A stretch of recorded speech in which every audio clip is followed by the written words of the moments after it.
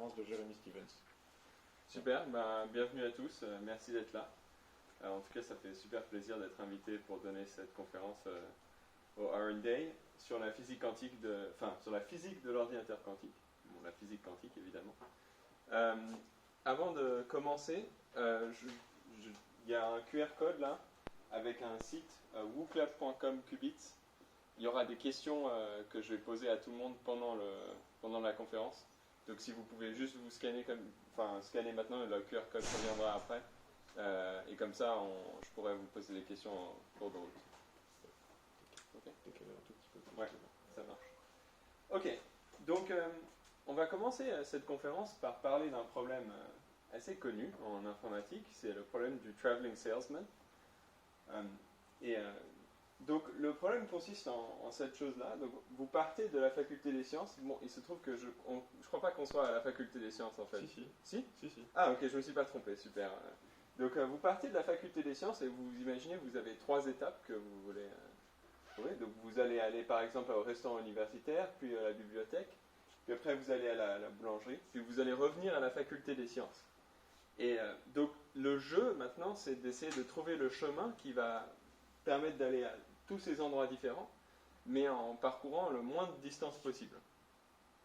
Donc vous avez par exemple un exemple là à l'écran, mais c'est assez évident en fait finalement que ça c'est vraiment pas le bon chemin à prendre. Donc votre cerveau le fait très vite, et c'est normal parce que c'est un problème de la vie courante. Enfin, quand vous devez faire vos courses, vous allez travailler le soir, je ne connais pas votre vie, mais certainement vous devez faire ça à longueur de journée. Ok ? Et donc en fait, vous arrivez très vite à la conclusion que c'est ça le chemin qu'il faut prendre. Qu'il faut d'abord aller à la bibliothèque, puis aux rues, puis à la boulangerie, puis après vous revenez à la faculté des sciences. Ok. Donc la question maintenant qu'il faut se poser finalement, c'est qu'est-ce qui se passe avec ce problème si on augmente le nombre d'étapes qu'il faut parcourir? Donc qu'est-ce qu'on fait comment on fait si on a 10 étapes, 100 étapes, 1 million d'étapes? Tout de suite là, vous allez peut-être vous rendre compte que c'est beaucoup moins facile de trouver la solution à ce problème. Donc, pour le faire, on va regarder la complexité. Donc, la complexité d'un problème, essentiellement, c'est le nombre de calculs qu'il faut faire, minimum, un ordre de grandeur, qui permet de résoudre le problème qu'on vous a donné.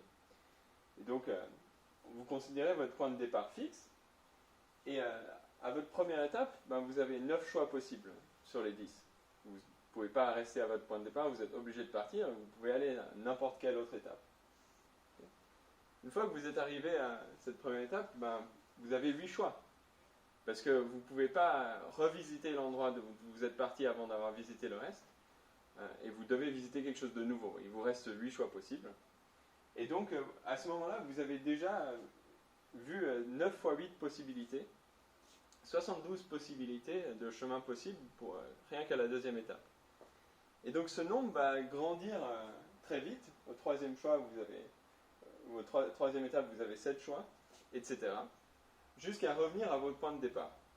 Et donc l'ensemble des chemins possibles que vous pouvez parcourir pour 10 étapes, c'est 9 fois 8, fois 7, fois 6, fois 5, fois 4, fois 3, fois 2, fois 1. Et donc on appelle ça 9 factoriel. Les maths, c'est 9 factoriel. Et ça correspond à peu près à 363 000 possibilités. Donc, si vous voulez connaître le chemin le plus efficace pour parcourir ces 10 étapes, vous êtes obligé de calculer au moins, vous êtes obligé dans le pire des cas de calculer 363 000 combinaisons avant de savoir laquelle est la plus courte. Okay. Donc on dit que la complexité du problème est d'ordre n factoriel. Parce que si vous avez un nombre d'étapes n, vous avez n factoriel calculs à faire pour le résoudre, le problème. Et donc en fait, ça c'est une question très fondamentale en informatique. Si vous arrivez à résoudre ce problème du traveling salesman, vous arrivez à résoudre tout plein d'autres problèmes en fait en informatique. Il fait partie de la classe NP-hard, et ça veut dire qu'il y a beaucoup d'autres problèmes qui se réduisent au problème du traveling salesman. Voilà, donc c'est vraiment un sujet de recherche, et c'est pas quelque chose on ne sait pas résoudre le problème du traveling salesman d'une manière efficace avec un ordinateur classique. Pour vous donner une ordre d'idée de la complexité du problème, le nombre d'atomes dans l'univers, c'est 59 factoriel. Et ça, c'est 100 factoriel, ce nombre-là. Okay. Donc, ce nombre explose très vite. Donc je vous laisse maintenant deviner le nombre que j'ai mis en factoriel ici. Bon, ça correspond à 10 000 factoriels. Et donc maintenant, vous comprenez que ce problème de la vie courante qui vient, par exemple, si vous voulez distribuer des colis, vous êtes Amazon, vous voulez distribuer les colis en réduisant vos coûts, en parcourant le moins de temps possible. C'est quelque chose de très difficile et peut-être que vous aurez un peu plus d'indulgence pour votre facteur la prochaine fois qu'il vous livre un colis en retard. Ok, donc passons maintenant au cas quantique. Finalement, dans les années 90, un homme qui s'appelle Love Grover a créé un algorithme qui utilise les capacités de l'ordinateur quantique, qui va réduire de manière assez dramatique la complexité de ce problème du traveling salesman. Et donc, l'algorithme de Grover se base sur c'est un algorithme qui permet de faire de la recherche désordonnée. Ça veut dire que vous avez une base de données, et moi je vous dis, j'ai envie que vous cherchiez cet élément dans la base de données. Vous ne connaissez rien sur la base de données, donc vous êtes obligé de parcourir tous les éléments avant de pouvoir trouver le bon, dans le pire des scénarios. Okay. Donc, cet algorithme va réduire la complexité de l'algorithme en racine de n factoriel. Donc vous allez gagner un facteur racine carrée sur le nombre d'opérations que vous avez à faire pour résoudre la même taille de problème. Donc, voici un exemple. Donc là, vous avez le temps pour 2 étapes. Mettons que vous avez un ordinateur classique et quantique qui permettent de résoudre le problème de 2 étapes. Et donc, vous avez un ordinateur classique qui va le faire en 1 nanoseconde, et l'ordinateur quantique va le faire en 1 milliseconde. Okay. Donc, de base, l'ordinateur quantique est 1 million de fois plus lent que l'ordinateur classique. Okay. Mais ce qui compte, c'est la complexité. Et donc, quand vous allez augmenter n, pour n très grand, qu'est-ce qui va se passer asymptotiquement? C'est que l'ordinateur quantique, là en orange, qui était au départ pour un nombre d'étapes plus lent que l'ordinateur classique, va devenir, il y a un point de croisement, et après, il devient plus rapide. Donc si vous avez un problème du traveling salesman qui est très grand, vous avez besoin de visiter beaucoup de villes pour distribuer vos colis, ben vous allez avoir envie de résoudre le problème avec un ordinateur quantique. Okay. Donc là, même avec un ordinateur quantique, en fait, racine de n factoriel, c'est des nombres très grands. Vous voyez qu'ici, on arrive à des temps de calcul qui sont pas vraiment raisonnables pour un problème industriel. Mais il y a un autre problème qui motive aussi énormément les chercheurs, et c'est la factorisation. Donc Peter Shor a inventé un algorithme qui a peut-être vraiment lancé la machine pour l'ordinateur quantique. Et la question qu'on se pose, c'est que moi je vais vous donner un nombre. Je vais vous donner un nombre et je vous demande de me donner 2 nombres plus petits, tels que multipliés entre eux, ils vous donnent ce nombre initial. Donc pour 15 là par exemple, bon c'est très facile, tout le monde sait que 15 égale 3 fois 5. Mais si j'augmente la taille du nombre, de nouveau ce problème devient extrêmement compliqué. Vous avez 1 11 523. Vous avez 3 heures. Peu d'entre vous auront trouvé 683 fois 1481. Okay. Et donc, en fait, de nouveau, on peut faire un exemple de à quel point l'ordinateur classique ou quantique se compare. Et ici, vous avez, mettons que vous prenez de nouveau 2 ordinateurs qui marchent, un classique, un quantique, et vous savez factoriser un nombre de 3 chiffres en 1 microseconde pour l'ordinateur classique et 1 seconde pour l'ordinateur quantique. Donc de nouveau, là, l'ordinateur quantique, 1 million de fois plus lent que l'ordinateur classique pour ce problème. Mais comment est-ce que la complexité va jouer lorsque j'augmente le nombre de chiffres du nombre en question? C'est ça ce qui nous intéresse, c'est l'asymptote essentiellement. Donc maintenant, la courbe, elle est complètement différente. Okay. Et donc, vous voyez que l'ordinateur quantique, bon, il est un peu plus lent au début, mais l'ordinateur classique, il n'arrive pas du tout à gérer ce problème. C'est vraiment très très compliqué. L'ordinateur quantique, lui, c'est bon.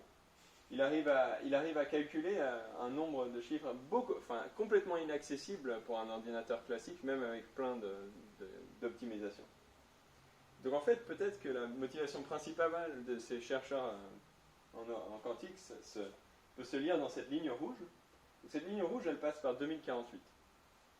Okay. Et donc le chiffrement sur Internet des transactions bancaires se base sur la factorisation de très grands nombres. En l'occurrence, des nombres à 2048 chiffres. Et donc, si vous arrivez... la clé RSA, elle a cette longueur-là. Et donc, si vous arrivez à factoriser des nombres de 2048 chiffres, et ben vous arrivez à décrypter toutes les communications sécurisées à travers le monde. Donc, vous devenez très riche en moins d'une minute, essentiellement. Ok. Donc, voilà. Donc, c'est ce qui motive énormément d'entreprises et le grand public pour cette question. Et donc, en fait, finalement, il y a eu pas mal de bruit dans les journaux et dans les médias grand public.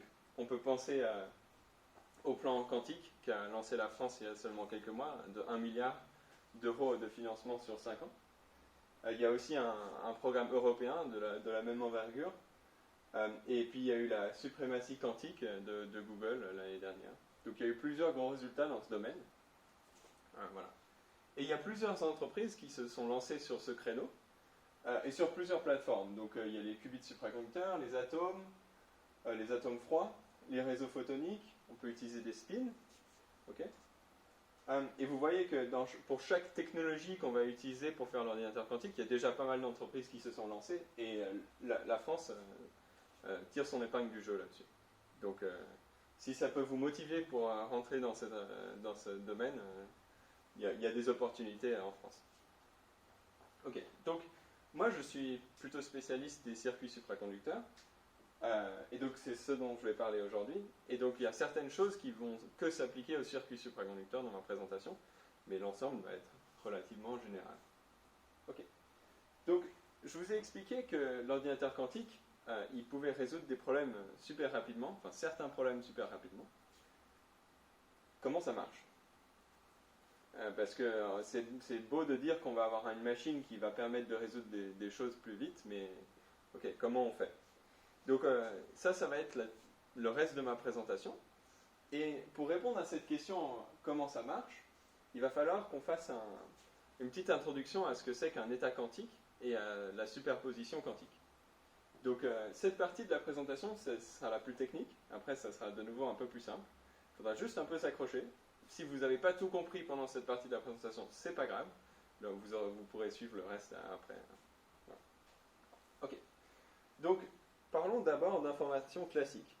Donc il y a plusieurs manières de transmettre de l'information ou de stocker de l'information. Là, je vous transmets de l'information par des ondes sonores. Donc je suis en train d'encoder l'information qu'il y a dans mon cerveau dans les ondes qui sortent de ma bouche et qui sont décodées par votre oreille puis votre cerveau. Mais vous pouvez encoder l'information dans un rebut, par exemple, ou alors dans des 0 et des 1. Donc ici, j'ai encodé la même phrase dans le 0 et le 1, dans le rebut et dans le 0 et le 1. Donc est-ce que quelqu'un a trouvé la solution au rebut ?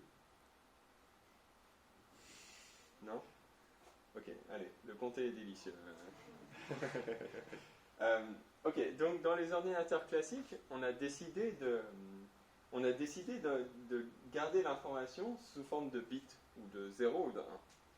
Et donc, ces bits classiques dans la présentation, elles vont être symbolisées par ces photos. La photo avec un 0, ça sera le bit de valeur 0, et la photo avec 1, ça sera le bit de valeur 1. Okay. Et dans un ordinateur classique, où est-ce que se trouvent ces bits ? Par exemple, dans un disque dur. Et on interprète le champ magnétique contenu à l'intérieur du disque dur comme le 0 et le 1. Et donc, en fait, si vous voulez, dans votre disque dur, vous avez une tête de lecture qui va regarder la polarisation du champ magnétique local sur le disque dur, ce qui équivaut en fait à l'orientation de cet aimant, nord ou sud. Et suivant l'orientation de l'aimant, on va dire, ok, ce bit-là c'est 0, ce bit-là c'est 1. Okay. Donc voilà, ça c'est l'implémentation physique de l'information classique dans un ordinateur classique. Okay. Donc en information quantique, on a aussi un bit, sauf que c'est un bit quantique, ou qubit. Et il va consister, on va dire qu'il va avoir deux états, l'état 0 et l'état 1, qui vont être représentés par ce 1 et ce 0 à l'intérieur de ces cercles. Okay. Et donc la tâche dans les slides qui suivent, ça va être d'essayer de comprendre qu'est-ce que c'est que ces états quantiques. Donc la première chose qu'on va définir, c'est que on va définir la porte note quantique. Donc la porte note, elle vous permet dans un ordinateur classique de faire passer un bit 0 en bit 1, ou alors de passer le 1 en 0. Okay. Non non faux égale vrai et non vrai égale faux. Okay. Et donc la manière dont vous faites ça dans un disque dur, c'est que vous appliquez un champ magnétique local pour faire tourner l'aimant. Okay. Donc on peut aussi définir un node quantique. Et pour définir ce node quantique, il va falloir un outil. Et cet outil, ça va être un signal lumineux. Okay. En quelque sorte, vous pouvez vous imaginer un laser. Rappelez-vous juste, c'est de la lumière. Okay.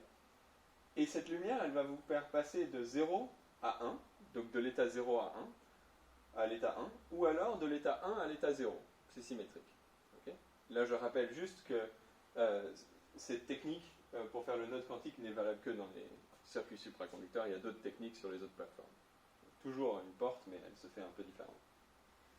Donc, maintenant, la deuxième chose, c'est que dans le disque dur, on avait la tête de lecture. La tête de lecture, elle vous permettait de mesurer le champ magnétique et donc de dire est-ce que votre bit est 0 ou est-ce que votre bit est 1. Okay. Et dans le cas quantique, on va avoir la même chose, sauf que ça va être une mesure. Okay. Et donc, pour faire cette mesure, il va falloir définir 2-3 choses. Donc, d'abord, on va avoir l'état avant la mesure. On va avoir l'appareil de mesure qui va être symbolisé par cette caméra. On va avoir le résultat de mesure qui va être en fait un bit classique. Et on va avoir l'état quantique après la mesure. Okay. Et donc, maintenant, il faut juste se souvenir des règles du jeu. Si vous avez l'état 0 avant la mesure, et que vous la prenez en photo, vous mesurez l'état, alors comme résultat de mesure, vous avez le bit classique 0, et après la mesure, vous avez l'état 0. Okay. Et donc tout ça, c'est complètement déterministe. Donc si vous êtes dans l'état 0 avant la mesure, vous avez, avec 100% de chance, ce résultat. Si vous êtes dans l'état 1 avant la mesure, eh ben c'est la même chose, sauf que vous remplacez tous les bits qu'après la mesure avec 1. Donc maintenant, on va essayer de comprendre ce qui se passe. Donc voilà un rappel. Peut-être que... Donc ici, vous partez du bit quantique 0 et vous appliquez votre signal de lumière. On a dit que notre signal de lumière c'était notre note quantique, ça permettait de passer de l'état 0 à l'état 1. Donc juste avant la mesure, ici, vous avez l'état 1. Et donc si vous la prenez en photo, si vous faites une mesure, et ben vous avez une 100% de chance d'avoir l'état 1 après la mesure. Okay. Est-ce qu'on est tous d'accord là-dessus? Oui. Super. Donc maintenant, qu'est-ce qui se passe si j'envoie la moitié du signal lumineux? Okay. Donc ça, c'est la question auquel vous n'avez pas vraiment d'équivalent classique en fait.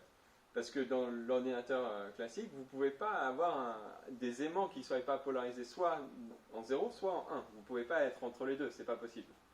Donc maintenant, on va essayer de définir une sorte d'entre-deux dans le cas quantique.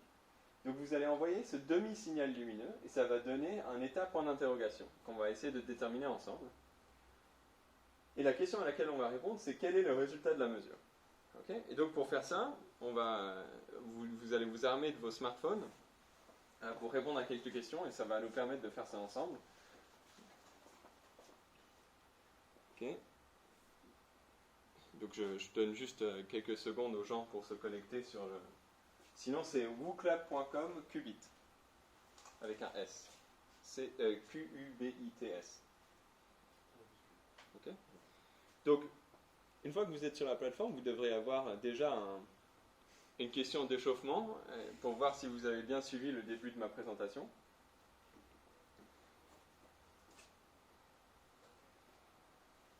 Donc j'ai les résultats en live là. Pour l'instant c'est pas mal. Hein. On voit que les gens suivent. Pardon, en plus on est en Franche-Comté. En plus c'est mon fromage préféré. Oh, voilà. Un tour par Intermarché. Ok. Donc, si vous aviez répondu délicieux, c'est que vous êtes en train de bien suivre mon talk. Ok, super. Donc, maintenant, la deuxième question, elle devrait aussi être relativement facile parce que la réponse, elle était sur la slide précédente. Okay, donc, quel est le résultat de mesure? Si je prends un état 0, j'envoie un signal de lumière entier et je fais une mesure. Quel est le résultat de la mesure?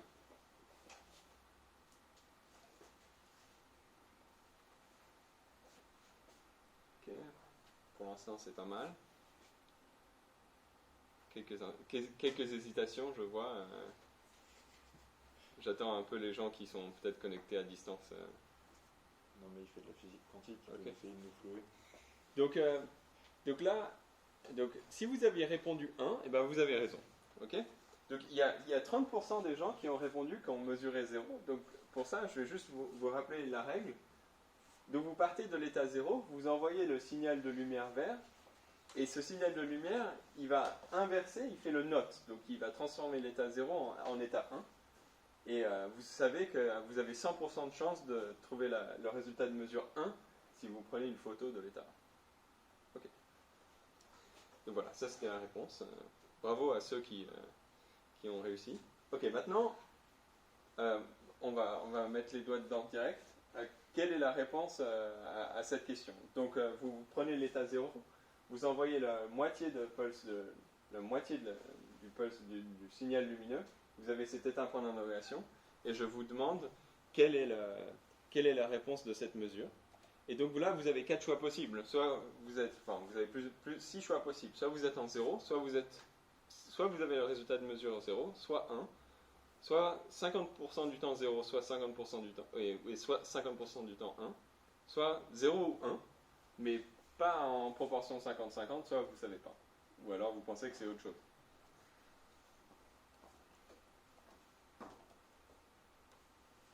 Ok, on voit qu'il y a des gens qui ont fait des cours de mécanique quantique.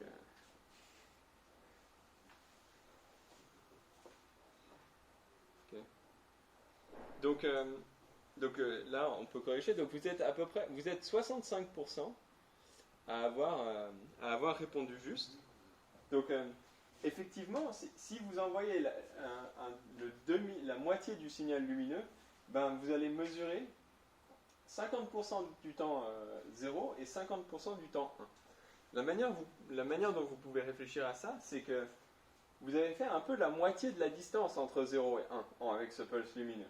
Vous n'êtes plus en 0 parce que vous avez fait quelque chose, mais vous n'êtes pas tout à fait arrivé en 1 parce que vous n'avez pas fait toute l'opération qui permettrait d'arriver en 1. Donc vous êtes quelque part entre les deux, et effectivement, ça correspond à 50%. Okay. Donc, comment est-ce que je peux interpréter qu'est-ce que c'est que cet état point d'interrogation? Est-ce que c'est une sorte de à la fois, ce 0 et ce 1? Comment est-ce que je vais le décrire? Okay. Et donc pour faire ça, on va faire encore quelques expériences. Donc ça, c'est le rappel de la slide précédente. Maintenant, à cette 4e question, et là ça commence à se corser, vous préparez cet état point d'interrogation, vous faites la mesure, et vous avez 0 ou 1. Ça, c'est ce qu'il y a en haut de la slide. Maintenant, vous renvoyez un pulse, c'est un signal lumineux moitié, et vous faites la mesure. Okay. Ici, vous êtes soit en 0, soit en 1. Quel est le résultat de la mesure? Ok, donc c'est les mêmes possibilités qu'avant. Je vous laisse répondre.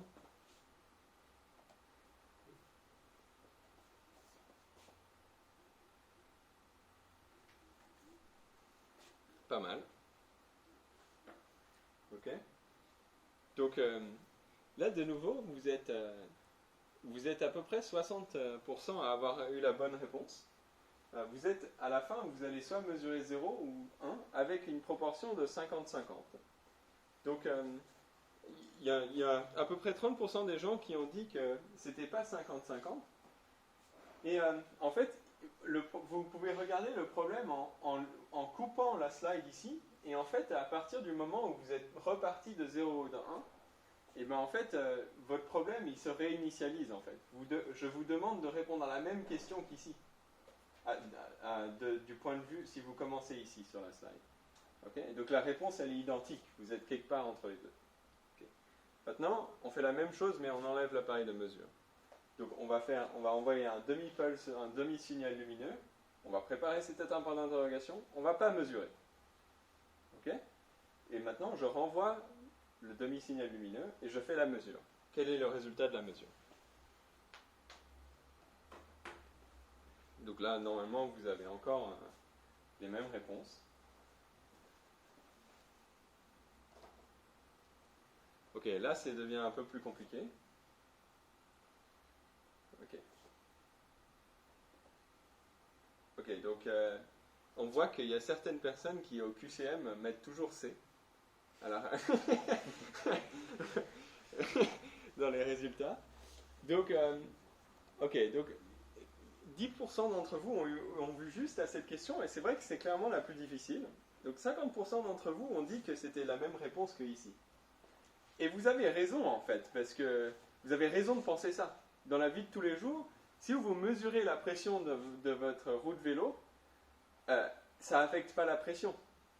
Vous mesurez juste, vous connaissez la valeur, la roue ne se dégonfle pas à cause de la mesure.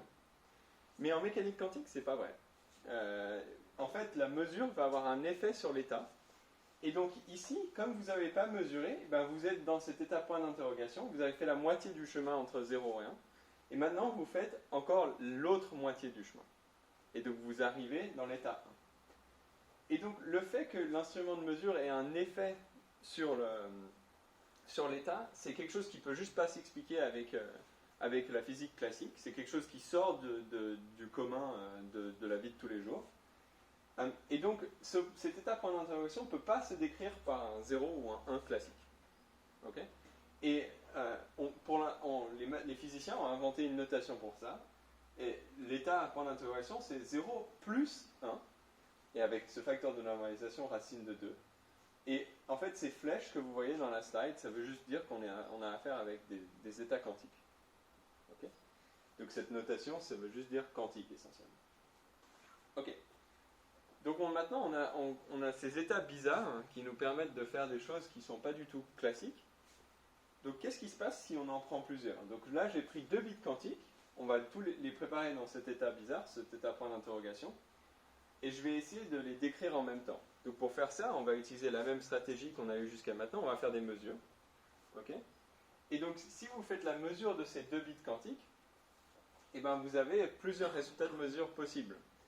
Soit vous mesurez 0 et 0, soit vous mesurez 0 ou 1 et 1, soit vous mesurez 1 et 0, soit vous mesurez 1 et 1. Donc vous avez les 4 possibilités qui peuvent sortir de la mesure. Okay. Et à chaque fois, vous avez à chaque fois le résultat de mesure, c'est 2 bits classiques. Hein. Okay. Donc l'état quantique, pour 2 qubits, eh ben, il va contenir tous les résultats de mesure possibles. Donc toutes les combinaisons possibles dans le cas classique, dans le cas de l'informatique classique. Donc vous allez avoir 0, 0, plus 0, 1, plus 1, 0, plus 1, 1. Et donc vous voyez qu'avec 1 qubit, vous contenez vraiment beaucoup plus d'informations. Enfin, avec 2 qubits, vous contenez l'information qui serait ça fait 2 puissance 2, donc 4 bits classiques. Okay. Donc en fait, la densité d'information dans un bit quantique est beaucoup plus grande que dans un bit classique. Okay. Et la manière dont vous pouvez expliquer pourquoi cet état quantique s'écrit comme ça, c'est qu'en quelque sorte, vous allez faire une multiplication des 2 états de un seul qubit. Okay. Donc, si vous faites le développement d'une multiplication, vous allez avoir 0 et 0, 0 et 1, 1 et 0, et 1 et 1. Et bon, c'est les termes que vous retrouvez là. Je ne vais pas rentrer dans le détail de ce que c'est que ce fois, c'est un détail mathématique, mais qui ne va pas nous aider pour le reste de la présentation. Ok. Voilà. Donc maintenant, qu'est-ce qui se passe si vous rajoutez plus de qubits? Parce que 2 qubits, c'est cool, mais nous, on a envie d'en mettre plusieurs. On en a envie d'en mettre 1 million, quoi. Donc l'état quantique devient de plus en plus compliqué à fur et à mesure que vous rajoutez les qubits, parce qu'à chaque fois, vous devez décrire tous les résultats de mesure possibles. Okay. Et donc ça nous amène maintenant à l'écriture d'un état quantique général. Donc c'est la seule slide avec un peu des maths. Donc ici, vous avez un état psi. Ça va être votre état quantique général. Et l'état quantique général va se décrire par une somme de coefficients qu'on va noter Cn fois des états quantiques n. Et chaque état quantique va correspondre au résultat de mesure qu'on va indicer par n. Et donc un exemple de ça, ça serait une série de bits classiques, ou, dans le cas du traveling salesman, un chemin possible entre les étapes de votre problème. Okay. Donc un état quantique, vous pouvez ça peut être quelque chose de plus général que juste une suite de 0 et de 1, ça peut être quelque chose de plus abstrait. Donc ça peut encoder par exemple ces chemins. Donc ça va nous aider plus tard pour résoudre le problème du traveling salesman. Okay. Et ce Cn carré, en fait, c'est la probabilité du résultat de mesure n. Donc là, de nouveau, il y a un détail mathématique. Pourquoi est-ce que j'ai pas mis Cn carré ici? On pourra en parler pendant les questions si ça vous intéresse. Okay, donc la probabilité du résultat de mesure, n, c'est Cn carré. Donc si vous prenez l'état quantique psi, que vous mesurez, vous avez une probabilité Cn carré de mesurer l'état m. Okay, donc, et si vous avez n qubits, donc si vous prenez n qubits, vous avez 2n coefficients Cn, et il y a une information sur tous les résultats de mesure possibles qui est contenue dans l'état quantique. Donc ça c'est vraiment le message dont il faut se souvenir. Vous avez, l'état quantique contient toute l'information sur les résultats classiques possibles. Donc ça explique pourquoi l'ordinateur quantique il est meilleur pour certains types de problèmes. Donc dans le Traveling Salesman, pour résoudre le problème, vous êtes obligé de parcourir tous les différents chemins possibles, de noter la distance parcourue et de choisir, une fois que vous avez tout parcouru, celle qui était la plus courte. Okay, mais ça se fait de manière séquentielle. Bon, il y a des manières de paralléliser ça sur des gros ordinateurs, mais essentiellement, vous devez les faire les uns après les autres. Physiquement, ça se fait les uns après les autres. Okay. Dans l'ordinateur quantique, eh ben, vous pouvez faire les choses vraiment en parallèle. Vous allez prendre votre état, tous les chemins vont être parcourus par l'état quantique, en quelque sorte, et l'algorithme de Grover va avoir un effet sur ces coefficients Cn, de telle manière à ce que le Cn qui correspond au chemin le plus court, tracé en rose là, sera plus grand que tous les autres, de telle manière à ce que quand vous mesurez l'état, eh ben, la probabilité que vous trouvez le chemin le plus court soit très grande. Okay, donc rappelez-vous, ce Cn au carré, c'était la probabilité de mesure. Okay. Donc voilà, donc maintenant on a un peu bouclé la boucle. Avec ça, j'arrive à expliquer pourquoi les ordinateurs classiques sont moins rapides pour certains types de problèmes que l'ordinateur quantique. Mais j'ai toujours pas vraiment expliqué comment ça marche physiquement. Dans un ordinateur classique, vous avez un disque dur, vous avez des transistors, vous avez une carte mère, enfin voilà, vous savez, il y a de l'électronique, quoi. Il se passe un truc physique dans votre ordinateur. Qu'est-ce que c'est dans l'ordinateur quantique? Pour ça, je vais vous parler d'oscillateurs harmoniques. Donc normalement, ça devrait être des rappels ça, c'est à peu près des rappels de lycée, je dirais. Donc vous prenez un pendule, vous mettez une masse et vous la laissez penduler, du coup, de part et d'autre de son état d'équilibre, et vous avez un mouvement périodique.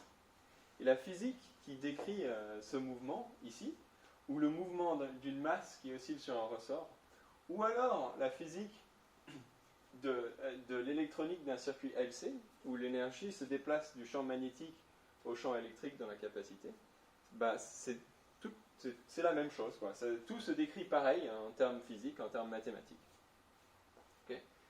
Et donc, si on ajoute à ça, par exemple, la physique de la corde de guitare, vous avez ces oscillations, un peu comme le pendule ou la masse sur le ressort, mais vous pouvez régler la longueur des oscillations.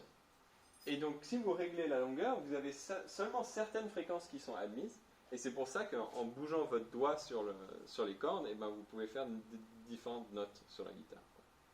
Okay. Donc maintenant, on va essayer de combiner tout ça. Donc maintenant, je schématise mon circuit LC, parce que ça va être ça une des bases de mon ordinateur quantique. Et si je résous les équations de mécanique quantique qui permettent de décrire ce système, eh ben, vous allez voir que l'énergie, elle peut prendre que certaines valeurs, en fait. Donc on dit que l'énergie est quantifiée. Okay, et donc, un peu comme la corde de guitare, finalement. Vous aviez que seulement certaines fréquences qui étaient possibles dans la corde de guitare. Ben ici, maintenant, vous avez seulement certaines énergies qui sont possibles. Okay. Maintenant, le problème avec ces oscillateurs harmoniques, le problème et l'avantage, c'est que les états sont indistinguables, dans le sens que la séparation entre deux niveaux d'énergie, ici, est toujours la même. Okay, donc, si vous mesurez la différence entre deux niveaux d'énergie, vous ne pouvez pas savoir les deux états que vous avez pris en compte. Okay, et donc, ces oscillateurs harmoniques, ils se manifestent de deux manières différentes, à la fois en 2 dimensions et en 3 dimensions. Et donc, pour ceux qui sont là en présentiel avec moi, j'ai ramené des oscillateurs harmoniques en aluminium. Donc ça, c'est juste une boîte, mince, c'est pas très fragile, donc c'est pas grave. c'est juste des boîtes en aluminium avec des trous dedans, et dedans vous allez avoir des modes électromagnétiques qui vont prendre la forme de la corde de guitare essentiellement, et c'est ce qui va vous donner cette physique-là. Donc je vous laisse passer ça. Ok. Donc si on veut avoir des niveaux distinguables, donc si on veut avoir un qubit, il va falloir qu'on prenne les oscillateurs non linéaires.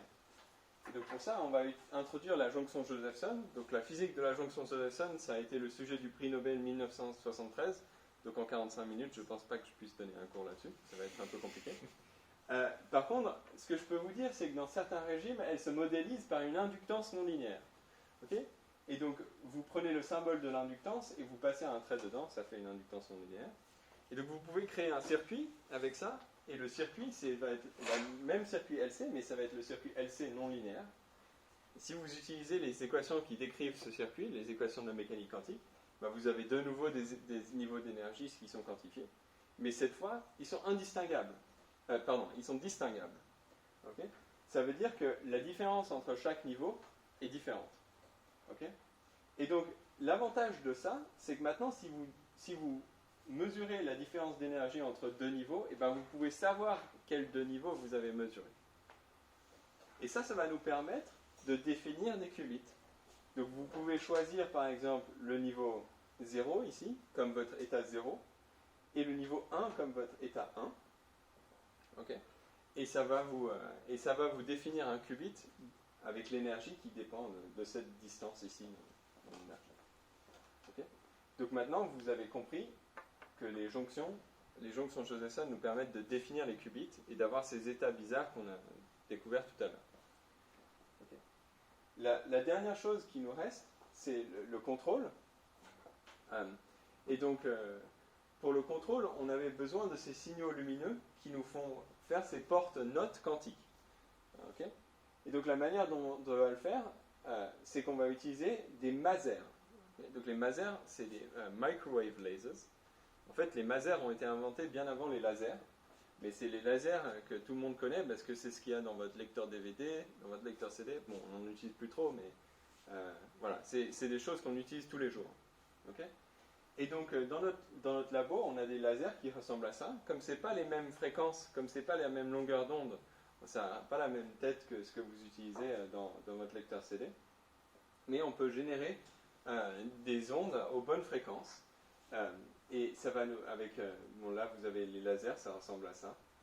Et on peut combiner les fréquences ou combiner les puissances ici par exemple, et ça va nous permettre de faire les signaux lumineux qui vont nous faire contrôler l'ordinateur quantique. Ok, donc on peut faire une analogie complète maintenant entre l'ordinateur classique et l'ordinateur quantique. Dans l'ordinateur classique, vous avez le disque dur, ça vous permet de faire du stockage. La tête de lecture, ça vous lit la valeur du bit quantique, bit classique. Et vous avez le transistor qui vous permet de faire du calcul.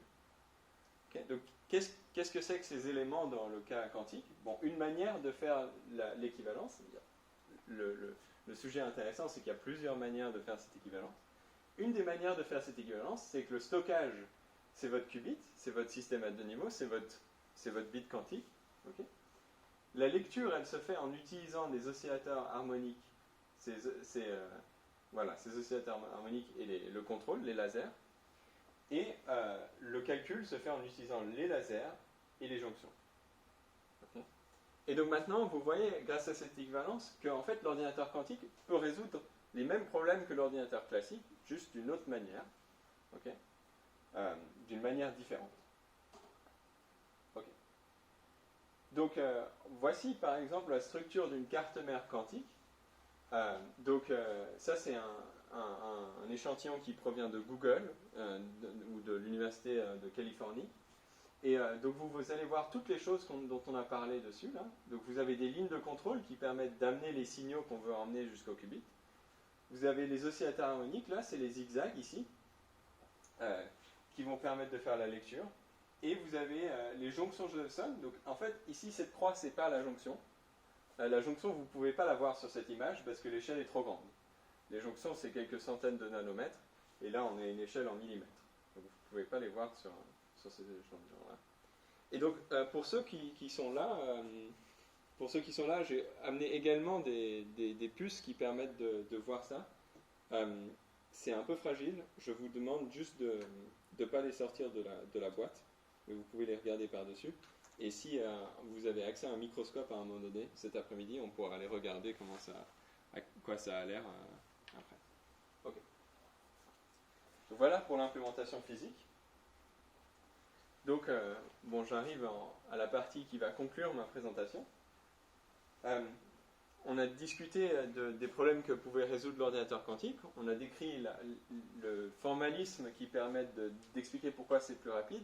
On a expliqué comment on le faisait physiquement pour le construire, l'ordinateur quantique. Donc pourquoi est-ce qu'on ne l'a pas déjà? Okay. On a tous envie d'être riches. Donc la question qu'il faut se poser, c'est quand est-ce que s'applique la mécanique quantique? Et pour discuter de ça, il faut qu'on apprenne ce que c'est qu'un degré de liberté. Un degré de liberté, ça peut être par exemple la position que vous avez quand vous êtes sur une balançoire, ou la vitesse de rotation d'une toupie, ou alors une charge électrique, dans le cas des circuits supraconducteurs. Et la mécanique quantique s'applique seulement si l'information sur ce degré de liberté ne peut pas s'échapper. Okay? Si en gros l'information sur le degré de liberté peut sortir de l'environnement contrôlé dans lequel vous le mettez, eh ben, c'est pas quantique. Okay?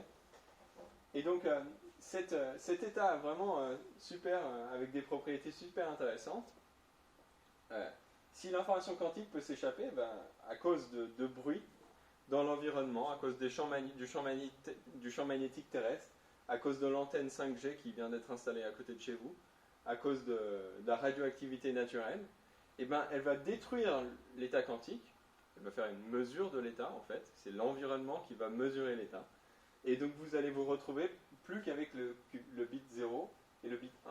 Et en fait, vous n'avez aucun avantage par rapport à un ordinateur classique. Vous avez juste un ordinateur qui est 1 million de fois plus long. Donc, le jeu, c'est d'éviter cette décohérence. Le fait que l'environnement mesure l'état quantique, ça s'appelle la décohérence. Et tant que vous n'avez pas maîtrisé la décohérence, eh ben, faire l'ordinateur quantique, c'est quelque chose qui fait très peur. Okay? Donc, comment est-ce qu'on va essayer de mitiger les erreurs? Donc déjà, ça c'est un ordre de grandeur. Là, sur l'expérience de Google qu'ils ont publié l'année dernière, où ils ont dit qu'il y avait une suprématie quantique, ils ont résolu un certain calcul, mais ils avaient 10 milliards de fois plus souvent d'erreurs que les ordinateurs classiques. Il y a beaucoup d'erreurs. Okay? Et un algorithme de seulement 20 portes a seulement une sur 2000 chances d'aboutir avec le résultat correct. Okay? Donc là, vous avez une machine qui marchouille. Okay? Donc il va falloir faire des progrès. Et donc il y a certaines stratégies maintenant qui sont appliquées pour obtenir un taux d'erreur suffisamment faible. On appelle ça des taux d'erreur below threshold. Le threshold, c'est le taux d'erreur à partir duquel on peut faire un ordinateur quantique qui sera utile. Donc ça, c'est vraiment c'est l'état de la recherche. Vous pouvez utiliser par exemple des qubits protégés. Donc là, je vais dire le mot fluxonium, c'est le sujet de ma thèse, ou les qubits de chat, par exemple.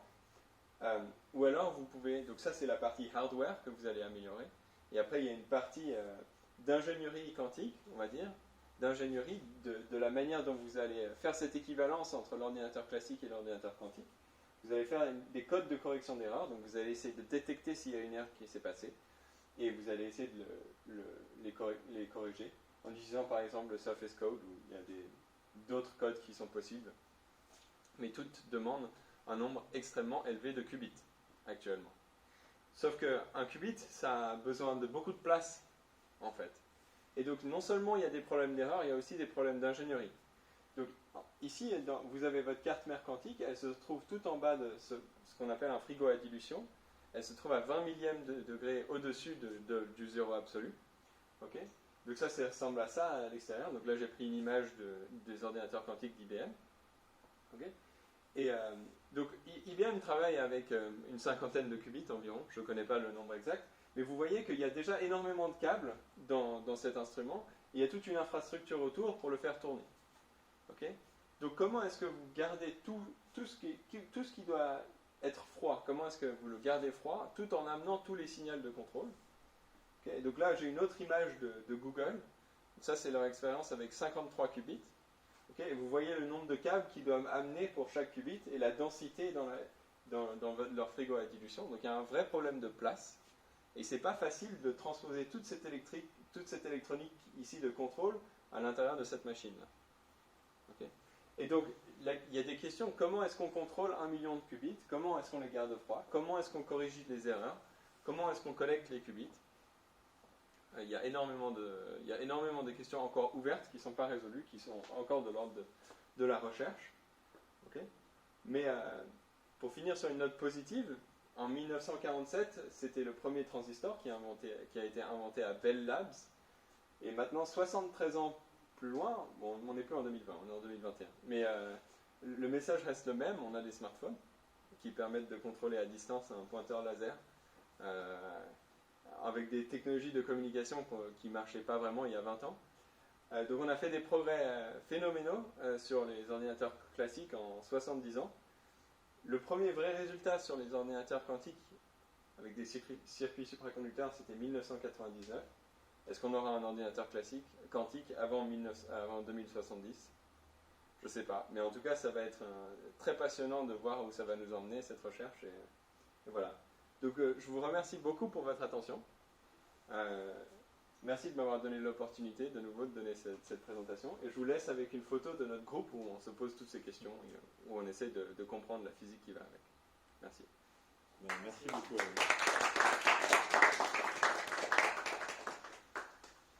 Voilà. J'ai entendu quelqu'un applaudir aussi sur Gather. Ok, voilà. super. Merci Gather. Voilà. Donc maintenant, je suppose qu'on peut passer à une petite période de questions pour les personnes qui voudraient parler avec Jérémy Stevens sur sa présentation et qui seraient curieux d'en apprendre un petit peu plus sur quelques détails. Donc voilà, actuellement je suis connecté, je peux lire le chat si vous posez vos questions dans le chat, et si vous préférez les poser à voix haute, je vais de ce pas mettre le haut-parleur en direction de l'écran. Donc si certaines personnes veulent prendre la parole, eh bien, approchez-vous de mon petit personnage et puis il faudra parler. Hop. Voilà. S'il y a des personnes dans la pièce aussi Oui, qui ont des questions. dans la pièce aussi, si vous avez des questions, n'hésitez pas. Est-ce que je peux poser une question Ouais, vas-y. un peu difficile pour les autres. Sur ta représentation du prix d'énergie avec les différents niveaux, tu mettais quête 0, quête 1, quête 2, quête 3. Est-ce que ça veut dire que vous travaillez avec des NDIT plutôt que des qubits? Ouais, ça c'est une bonne question. Alors attends, on va y arriver. Peut-être que ça sera plus facile. Je peux peut-être te laisser expliquer ce qu'est le NDIT par rapport au... Ouais, donc la question d'Henri là, c'est dans toute la présentation, on s'est dit qu'on allait faire de l'ordinateur quantique avec des qubits. Donc avec des qubits, on avait dit que les qubits, ils avaient deux niveaux de base, le 0 et le 1. On pouvait être quelque part entre les deux. Maintenant, en fait, on pourrait... Bon, je suppose que ta question, c'est qu'il y a probablement des schémas théoriques qui permettent d'utiliser plusieurs niveaux différents. Et donc on dit NDIT pour N, c'est le nombre de niveaux qu'on va utiliser dans notre état quantique. Donc 2 c'est qubit, 3 c'est qtrit, voilà, merci. Après il y a qdit pour 4, quelque chose comme ça. Enfin voilà, donc plus vous avez de niveaux dans votre état, plus il y a un nom pour chaque truc, et la généralisation de ça c'est N. Donc NDIT, donc non, on n'utilise pas des NDIT, on utilise vraiment des jonctions Josephson qui sont en soi pas des systèmes à deux niveaux. Tu remarqueras que ici j'ai plusieurs niveaux. En fait, voilà, il y a plusieurs niveaux et ça nous pose des problèmes. Parce qu'en fait, quand on fait nos portes, il y a une petite partie de l'état qui va s'échapper de ce sous-espace et qui va passer dans l'état 2, 3. Okay, donc ça, c'est en fait une partie de la recherche que je fais pendant ma thèse, c'est d'expliquer comment, pendant la mesure, ça peut se passer, en fait. Ça. Et plus généralement, les qubits de chat, dont j'avais parlé, qui permettent de corriger les erreurs, elles n'encodent pas l'information. J'avais dit que j'avais dit que cette slide-là, j'avais dit qu'il y avait une analogie entre l'ordinateur classique et l'ordinateur quantique, mais il y avait plusieurs manières de tirer ces flèches. Et dans les qubits de chat, on inverse ces deux flèches. Donc le stockage se fait dans l'oscillateur harmonique et la lecture se fait grâce au qubit, ou à la jonction. Et on arrive à isoler un sous-espace très particulier de l'oscillateur harmonique qui permet de faire un truc. Je te laisse, il y a pas mal de papiers théoriques là-dessus qui te plairont. Tu tapes qubit de chat dans Google. Voilà.